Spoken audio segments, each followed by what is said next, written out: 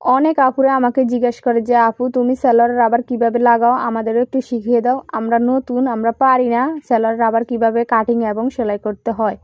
তো আপুদের উদ্দেশ্যে বলতেছি সেলোয়ার রাবার অনেকভাবে সেলাই করা যায়। তো আমি একেবারে সহজ নিয়মে তোমাদেরকে দেখাচ্ছি, তোমরা ভিডিওটা ধৈর্য সহকারে দেখো। তো 1 ইঞ্চি চওড়া যে রাবারটা বাজারে পাওয়া যায় ওই রাবারটা আমি নিয়ে নিলাম।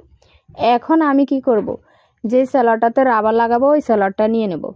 তো তোমাদের সেলোয়ারের কোমর যতটুকু রাখার রেখো, তো আমি এখানে আমার যে সেলোয়ারটাতে রাবার লাগাবো ওটা 25 ইঞ্চি চওড়া আছে কোমর।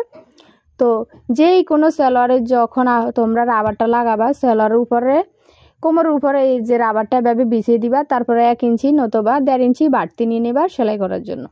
যেই কোনো মেজারমেন্টের সেলোয়ার এইভাবে রাবারের মাপটা নিতে হয়। সেলোয়ার কোমরটা বিছিয়ে তারপর রাবারটা উপরে বিছিয়ে নিয়ে 1 থেকে 1.5 ইঞ্চি নিলে কিন্তু হয়ে যাবে 1 বাজে। তারপর রাবারটাকে ডাবল বাজ করে রাবারের মাথাটাকে দুটি মাথা একসাথে সেলাই করে দেবেন। সেলাই করা হয়ে গেলে রাবারটি একটি সাইডে রেখে দেবেন। এখন কি করবেন, যে কোমরটাতে আপনারা রাবার লাগাবেন ওই সেলোয়ারটা নেবেন। তারপর এই যে সেলোয়ারের মাথা এভাবে একটি বাজ দিয়ে সেলাই করে দিবেন, দুটি বাজ দেওয়ার দরকার নাই। তো একটি বাজ দিয়ে আমি এটাকে ঘুরিয়ে ঘুরিয়ে সেলাই করে নিচ্ছি। সেলাই করতে করতে একটা কথা বলি, তোমরা যারা আমার পেজ থেকে ভিডিওটি দেখো, আমার পেজ যারা ফলো দেও না তারা ফলো দিয়ে রাখো, আমি যে কোনো ভিডিও দেওয়ার সাথে সাথে তোমাদের কাছে পৌঁছে যাবে। আর যদি ইউটিউব থেকে ভিডিওটি দেখো চ্যানেলটি সাবস্ক্রাইব করে আমার পাশে থাকবা। তো আমার সেলাইটি করা শেষ, এখন রাবারটি আমি নিলাম।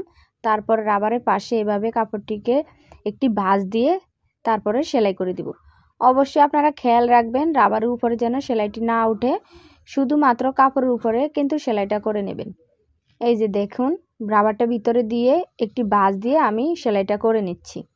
তো রাবারের সাথে আর সেলাইয়ের সাথে যেন একদম খাপাখাপি হয়, বেশি যেন ফাঁকা না থাকে, তাহলে কিন্তু রাবারটা দেখতে ভালো লাগবে না, ফিনিশিংটা সুন্দর আসবে না।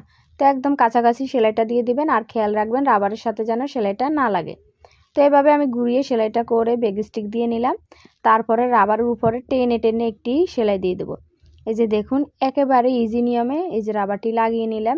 দেখেন, তো আমার ভিডিও দেখে যারা শিখতে পেরেছো তারা কিন্তু আমাকে কমেন্ট করে ধন্যবাদ দিবা, আর যারা যদি না শিখতে পারো তাও আমাকে কমেন্ট করবা।